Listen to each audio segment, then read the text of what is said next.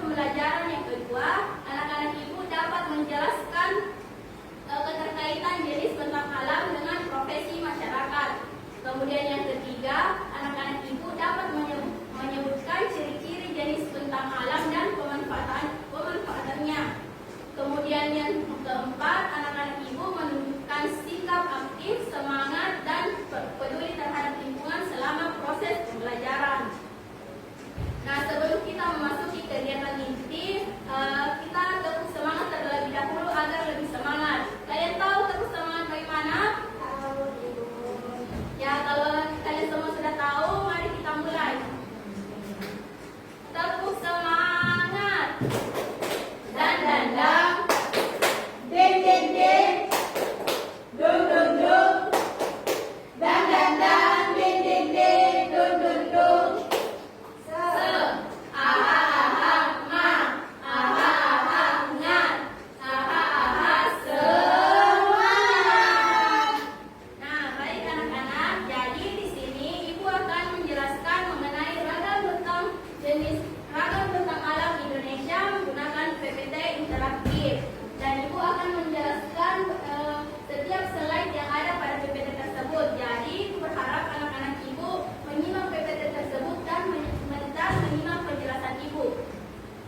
Jadi yang pertama yaitu ada pendahuluan.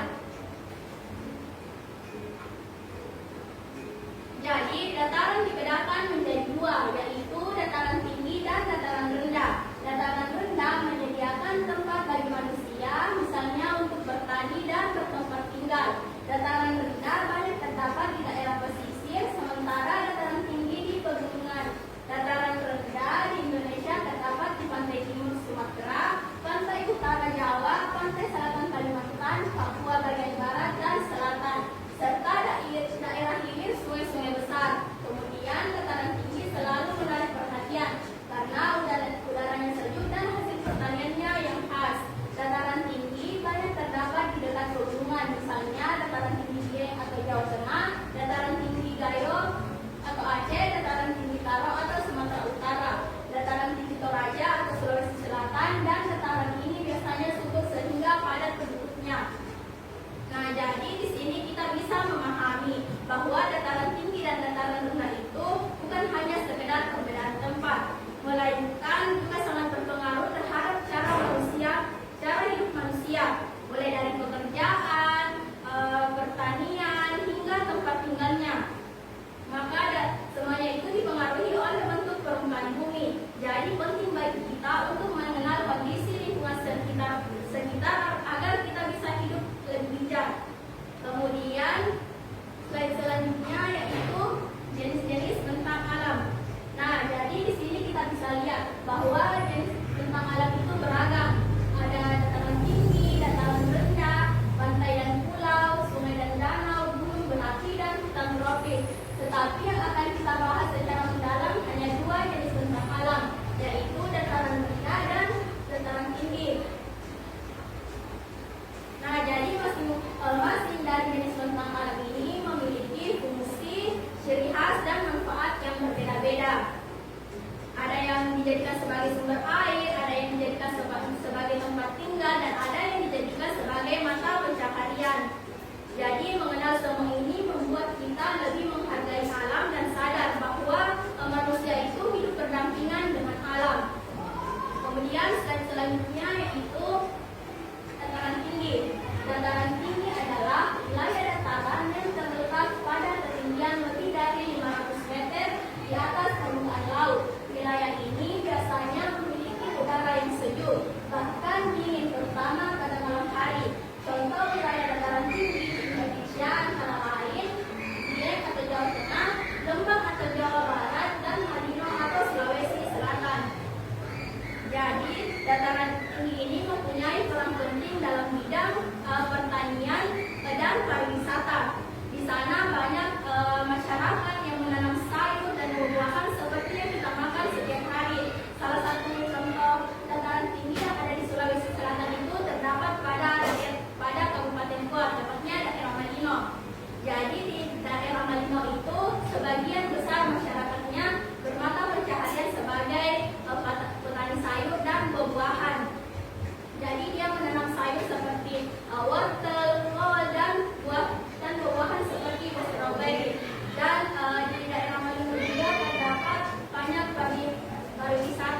Jadi tidak heran kalau banyak orang-orang yang mengunjungi tempat tersebut karena udaranya yang sejuk dan pemandangannya yang indah. Jadi kita harus bersyukur dan menjaga alam dan menjaga kondisi alam dataran tinggi ini agar kita bisa menggunakannya. Kemudian slide selanjutnya yaitu dataran rendah. Berbeda dengan dataran tinggi, dataran rendah adalah wilayah yang terletak pada ketinggian kurang dari 200 meter di atas permukaan laut. Wilayah ini umumnya memiliki suhu udara yang lebih panas dan cenderung lembab. Dataran rendah memiliki topografi yang datar dan biasanya dilalui oleh banyak sungai, sehingga sangat cocok untuk kegiatan pertanian padi, perdagangan, dan pemukiman. Contoh wilayah dataran rendah di Indonesia antara lain pantai utara Pulau Jawa seperti Indramayu, Tegal, dan Demak. Jadi, dataran rendah memberikan kemudahan dalam berbagai hal seperti membangun rumah, bertani, dan berdagang. Jadi, tidak heran jika banyak kota-kota besar yang berdiri di daerah dataran rendah. Tetapi kita juga harus waspada akan terjadinya potensi banjir. Maka dari itu, selain memanfaatkannya, kita juga harus bisa menjaga kondisi dataran rendah agar tetap nyaman dan aman untuk ditinggali. Kemudian slide selanjutnya yaitu keterkaitan bentang alam dengan profesi masyarakat. Jadi yang pertama yaitu dataran tinggi. Dataran tinggi dengan suhu dingin dan tanah subur sangat mendukung pertanian sayuran dan buah-buahan serta peternakan. Kemudian pada dataran rendah dengan tanah yang luas, datar dan terkait cocok untuk pertanian padi dan perdagangan. Perbedaan ini mencerminkan bagaimana lingkungan fisik turut membentuk struktur sosial dan ekonomi masyarakat. Jadi hal ini menunjukkan bahwa alam itu mempengaruhi bagaimana masyarakat hidup dan bekerja. Orang yang tinggal di pegunungan tentunya akan memiliki pekerjaan yang berbeda dengan orang yang tinggal di daerah laut dan sungai. Jadi alam dan pekerjaan saling berkaitan. Oleh karena itu penting bagi kita untuk mengenali potensi daerah agar bisa mengembangkannya dengan lebih bijak. Kemudian slide terakhir yaitu kesimpulan. Dataran tinggi dan dataran rendah masing-masing memiliki karakteristik unik yang membentuk jenis pekerjaan masyarakat. Pemahaman terhadap keterkaitan ini penting dalam perencanaan pembangunan wilayah dan pengembangan ekonomi lokal. Masyarakat harus mampu memanfaatkan potensi wilayahnya secara berkelanjutan agar tercipta kesejahteraan bersama. Jadi kita tidak hanya belajar tentang ragam tentang alam Indonesia, tetapi kita juga mempelajari bagaimana bentuk alam mempengaruhi pekerjaan masyarakat. Jika kita memahami dan menjaga alam sesuai dengan karakteristiknya, maka kita bisa menciptakan kehidupan yang sejahtera dan berkelanjutan. Mayoritas dari hal kecil seperti menjaga kebersihan lingkungan tempat tinggal kita. Nah, itulah penjelasan dari Ibu. Kemudian kita akan bermain kuis sebagai salah satu pemahaman dari penjelasan Ibu. Nah, jadi di sini terdapat 5 soal. Jadi di sini Ibu akan menyuruh kalian satu persatu untuk maju ke depan memilih soal tersebut. Jadi silahkan tekan nomor yang kalian inginkan dan akan setelah menekan nomor soal tersebut akan keluar pertanyaannya. Dan silahkan baca baik-baik soalnya lalu pilih jawabannya. Siapa yang mau duluan? Kepada Amanda, Ibu persilahkan.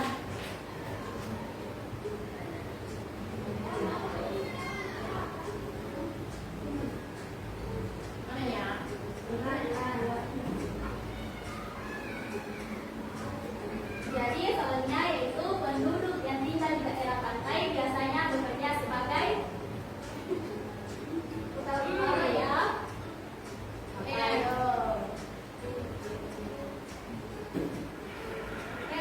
betul. Tapi peternak juga Bu.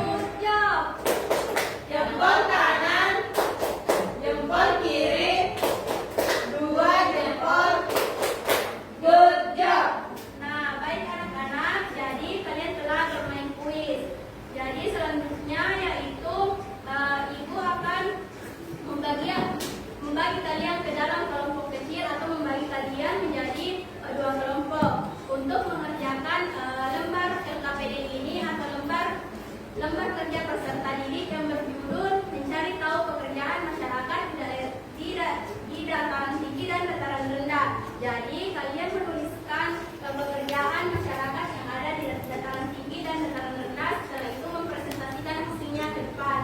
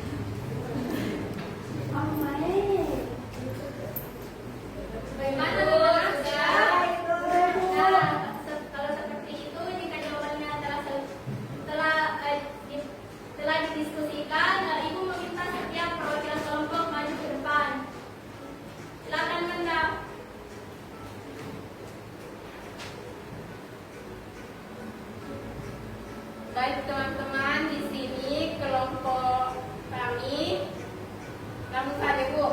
Ya.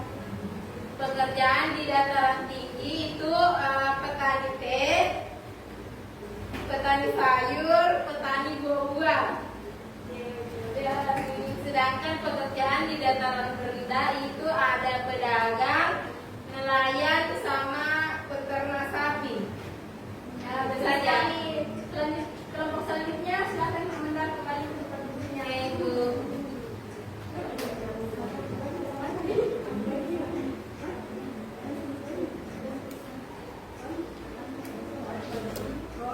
Jadi dataran tinggi itu peternak, dataran rendah pedagang.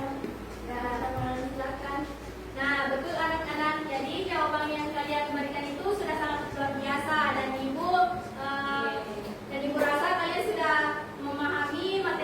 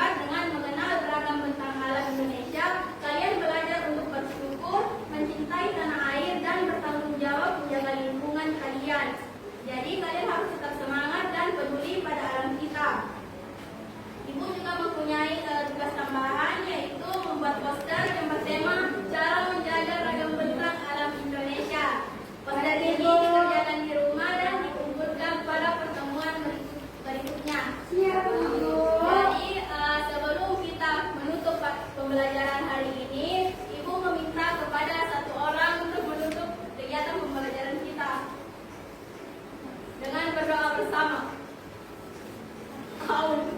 Sebelum kita pulang, mari kita berdoa bersama. Berdoa dimulai.